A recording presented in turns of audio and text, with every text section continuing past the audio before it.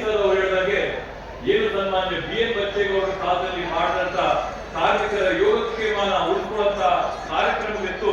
ಅದರ ಜೊತೆಗೆ ಕೇಂದ್ರ ಮಟ್ಟದಲ್ಲಿ ಸನ್ಮಾನ್ಯ ಖರ್ಗೆ ಸಾಹೇಬ್ರು ಏನಿದ್ರು, ಖರ್ಗೆ ಸಾಹೇಬರು ಕೇಂದ್ರದಲ್ಲಿ, ಸನ್ಮಾನ್ಯ ಬಿ ಎನ್ ಬಚ್ಚೇಗೌಡರು ರಾಜ್ಯದಲ್ಲಿ, ಇವರಿಬ್ಬರು ಕೂಡ ಸೇರ್ಕೊಂಡು ಏನಿವತ್ತು ಯೋಜನೆಗಳನ್ನ ರೂಪಿಸಿದ್ರೋ ಆ ಯೋಜನೆಗಳ ಪ್ರತಿಫಲವಾಗಿ ಇವತ್ತು ಕಾರ್ಮಿಕರಿಗೆ ಅವರ ಹಿತರಕ್ಷಣೆಗೆ ಇವೆಲ್ಲವೂ ಕೂಡ ಕಾರಣ ಆಗ್ತಾ ಇದೆ ಅಂತೇಳಿ ಈ ಸಂದರ್ಭದಲ್ಲಿ ಹೇಳ್ತಾ, ಬಂಧುಗಳೇ, ಇವತ್ತು ಈ ಒಂದು ಕಾರ್ಯಕ್ರಮದಲ್ಲಿ ವಿಶೇಷವಾಗಿ ಏನು ನಾವು ನಮ್ಮ ಕಾರ್ಮಿಕರ ಕೌಶಲ್ಯಕ್ಕೆ ಅವ್ರಿಗೆ ಸೇಫ್ಟಿ ಕಿಟ್ ಅಂತ ವಿತರಣೆ ಮಾಡಬೇಕು.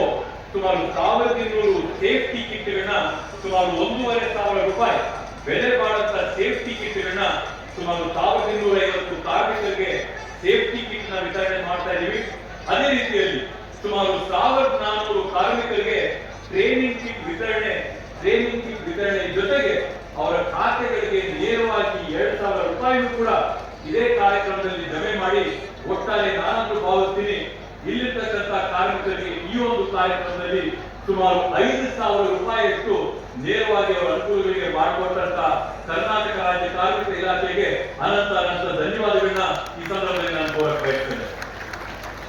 ಬಂಧುಗಳೇ, ಇವತ್ತು ಪರಿಸ್ಥಿತಿ ಯಾವ ತರ ಆಗಿದೆ ಅಂತಂದ್ರೆ, ಕೌಶಲ್ಯ ಇರ್ತಕ್ಕಂಥ ಕಾರ್ಮಿಕರು, ಕಟ್ಟಡ ಕಾರ್ಮಿಕರಾಗಿರ್ಬೋದು, ಕಾರ್ಪೆಂಟರ್ ಆಗಿರ್ಬೋದು, ಪ್ಲಂಬರ್ ಆಗಿರ್ಬೋದು, ಎಲೆಕ್ಟ್ರಿಷಿಯನ್ ಆಗಿರ್ಬೋದು, ಈ ರೀತಿಯಾದಂತ ಕಾರ್ಮಿಕರ ಕೊರತೆ ಯಾವ ತರ ಆಗಿದೆ ಅಂತಂದ್ರೆ, ಆಚೆಗಡೆ ಹೋಗ್ಬಿಡ್ರಿ, ಇಂಜಿನಿಯರ್ ಉದ್ಯೋಗ ಸಿಗ್ತದೋ ಇಲ್ಲೋ ಗೊತ್ತಿಲ್ಲ, ಡಿಪ್ಲೊಮಾ ಮಾಡಿದವ್ರಿಗೆ ಉದ್ಯೋಗ ಸಿಗ್ತದೋ ಇಲ್ಲೋ ಗೊತ್ತಿಲ್ಲ, ಬಿಕಾಂ BSc ಓದೋರಿಗೆ ಉದ್ಯೋಗ ಸಿಗ್ತದೋ ಇಲ್ಲೋ ಗೊತ್ತಿಲ್ಲ.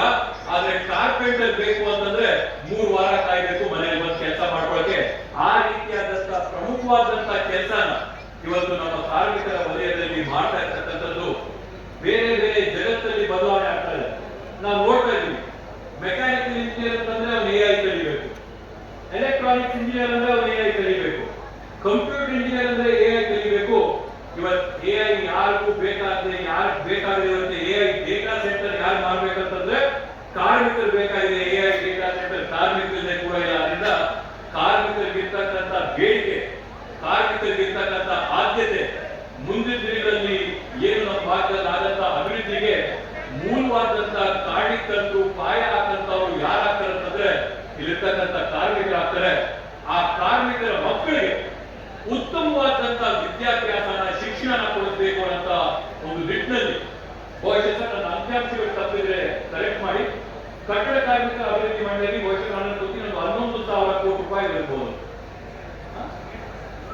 7,500 ಕೋಟಿ ರೂಪಾಯಿಗಳಷ್ಟು ಅನುದಾನ ಇವತ್ತು ಕಾರ್ಮಿಕರ ಅಭಿವೃದ್ಧಿ ಮಂಡಳಿಯಲ್ಲಿ ಬೇರೆ ಬೇರೆ ಹಂತಗಳಲ್ಲಿದ್ದು, ಆ ಒಂದು 7,500 ರೂಪಾಯಿ ಯಾರಂತಂದ್ರೆ ನೀವೇ ಕಾರ್ಮಿಕರದೇ ಆ 7,500 ರೂಪಾಯಿ ಬೇರೆ ಬೇರೆ ಸೆಸ್ಗಳ ಮೂಲಕವಾಗಿ ಸಂಗ್ರಹಣ ಮಾಡತಕ್ಕಂಥ ಈ 7,500 ರೂಪಾಯಿಗಳಲ್ಲಿ ಕಾರ್ಮಿಕರ ಬೇರೆ ಬೇರೆ ಅಭಿವೃದ್ಧಿ ಕಾಮಗಾರಿಗಳನ್ನ ಮಾಡುವಂತ ಕೆಲಸನ ಇವತ್ತು ಸರ್ಕಾರ ಕೈ ತಗೊಂಡಿದೆ ಅತ್ಯಂತ ಯಶಸ್ವಿಯಾಗಿ. ಈಗಾಗಲೇ ನಮ್ಮ CE ಸರ್ ಅವರ ಜೊತೆ 2-3 ಬಾರಿ ನಾವು ಚರ್ಚೆ ಮಾಡಿ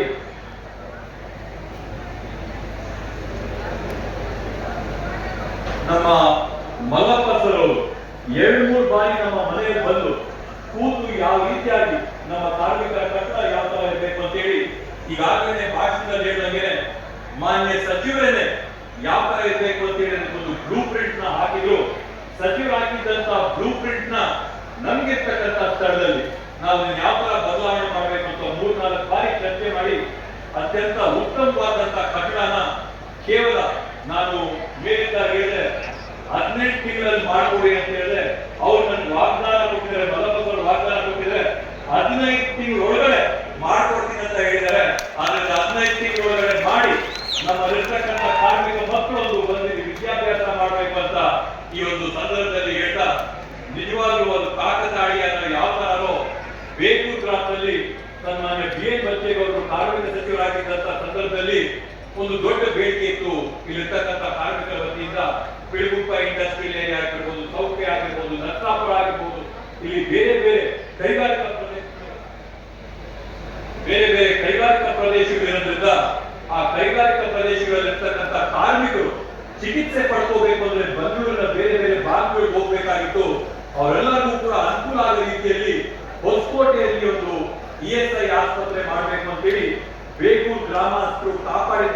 ಒಂದು 10 ಎಕರೆ ಪ್ರದೇಶ ಇವತ್ತು ಅದೇ ಕಟ್ಟಡ ಕಾರ್ಮಿಕರ ಮಕ್ಕಳ ವಿದ್ಯಾಭ್ಯಾಸಕ್ಕೆ ಶಿಕ್ಷಣ ಆಗ್ತಾ ಇದೆ ಅಂತಂದ್ರೆ ಬೇಗೂರ ಸಮಸ್ತ ಗ್ರಾಮಸ್ಥರಿಗೂ ಕೂಡ ಈ ಸಂದರ್ಭದಲ್ಲಿ ಮನಸ್ಪೂರ್ವಕವಾದಂತಹ ಅಭಿನಂದನೆಗಳನ್ನ ನಾನು ಸಲ್ಲಿಸ್ತೀನಿ. ಇಂಥ ಬೆಲೆ ಬಾಳಂತಹ ಭೂಮಿನ, ಇಂಥ ಅತ್ಯಂತ ಉತ್ತಮವಾದಂತಹ ಭೂಮಿನ ಅಲ್ಲಿ ಹೋಗ್ಬಿಟ್ಟು ಪೂಜೆ ಮಾಡುವಂತಹ ಸಂದರ್ಭದಲ್ಲಿ ಒಳ್ಳೆ ರೆಸಾರ್ಟ್ ಹೋದ್ವೋ ಎಲ್ಲೋ ಹಿಲ್ ಸ್ಟೇಷನ್ ಹೋದ್ವೋ ಆ ತರ ಇತ್ತು ಎತ್ತರದ ಪ್ರದೇಶದಲ್ಲಿ ಮಕ್ಕಳಿಗೆ ಎಂತ ಒಳ್ಳೆ ಜಾಗನ ಗುರುತಿಸಿ ಇವತ್ತು ಮೀಸಲು ಮಾಡಿ ಇಟ್ಟು ಬೆಂಗಳೂರಿಂದ 20 ಕಿಲೋಮೀಟರ್ ದೂರದಲ್ಲಿ ಅಂತಾರಾಷ್ಟ್ರೀಯ ವಿಮಾನ ನಿಲ್ದಾಣದಿಂದ 15 ಕಿಲೋಮೀಟರ್ ದೂರದಲ್ಲಿರ್ತಕ್ಕಂಥ ಈ ಜಾಗನ ಗುರುತಿಸಿಕೊಂಡಿರ್ತಕ್ಕಂಥದ್ದನ್ನ ತಮ್ಮೆಲ್ಲರಲ್ಲಿ ಕೂಡ ಮನವಿ ಮಾಡ್ತೀನಿ.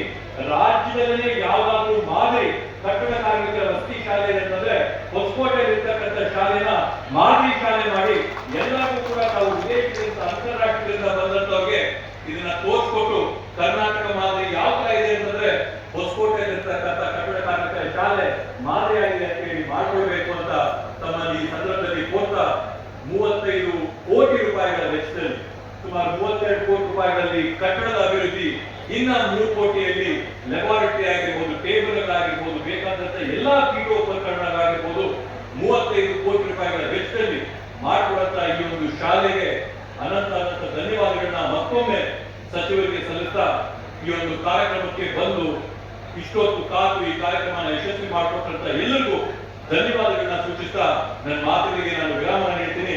ಜೈ ಹಿಂದ್, ಜೈ ಕರ್ನಾಟಕ ಮಾತೆ.